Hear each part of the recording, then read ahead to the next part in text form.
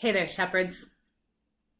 Today, on this Thursday, amidst everything else going on in the world with COVID, amidst everything going on in our families and even within our church families, we're mindful that we make today and mark today as Maundy Thursday. It's a day that we now as the church begin to travel with Jesus as he goes from the upper room where he celebrates his last meal and washes their feet, as he goes to the Mount of Olives to pray, as he is betrayed, handed over to the soldiers, and eventually is led up to the hill of Golgotha to be killed.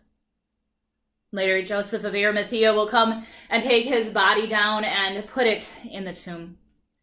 And yes, 3 days later, the women will come to the tomb, and out of confusion, they won't know where their Lord has gone.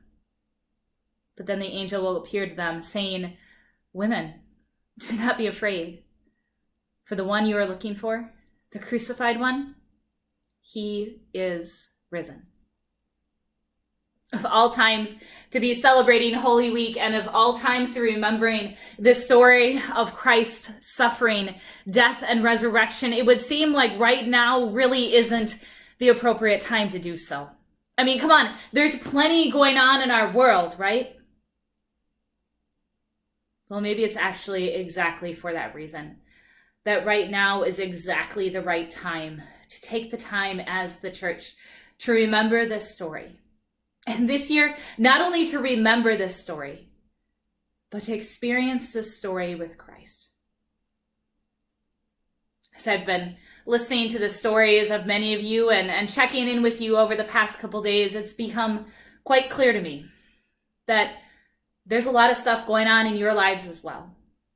Different realities of suffering and different realities that some of you wouldn't have expected a day ago, a week ago, a month ago.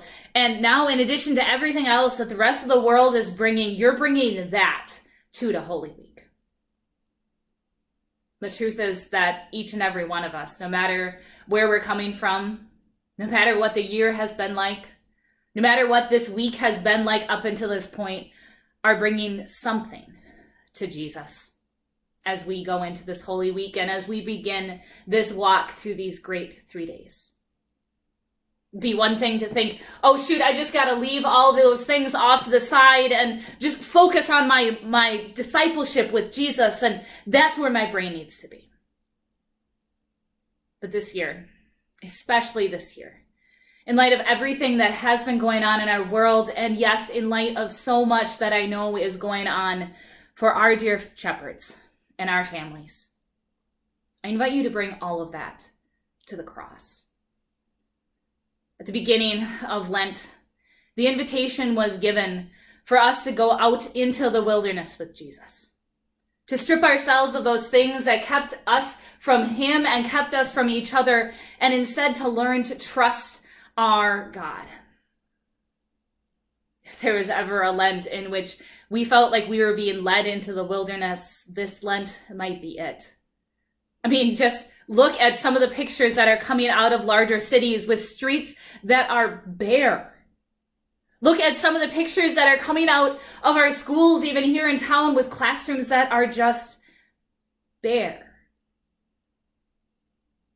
This Lent has been like none other, and perhaps we have experienced that wilderness more than other years. And because of that, and because of everything else going on, we might have more this year that we're bringing to the cross, begging and pleading for Jesus to have mercy on us and on our souls.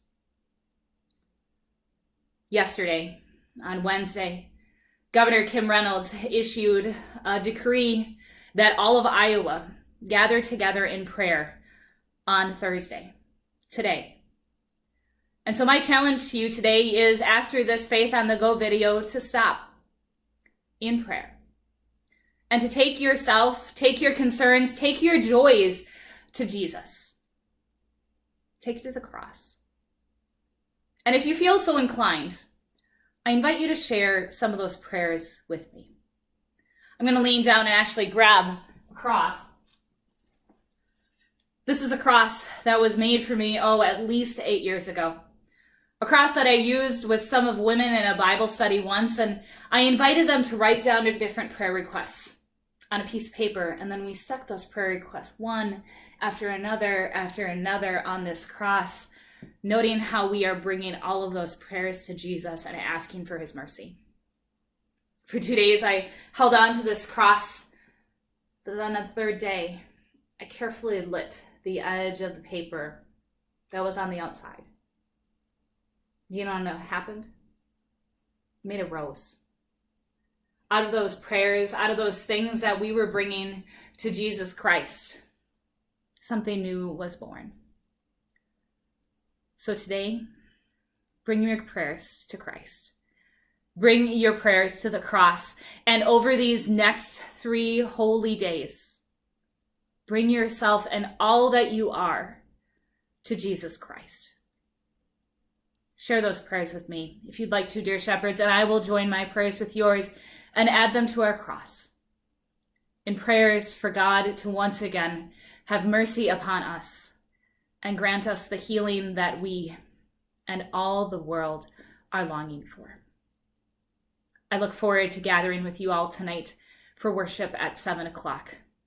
Come and join us as we partake and as we remember the gift of God's love and the gift of God's mercy given and shed for us.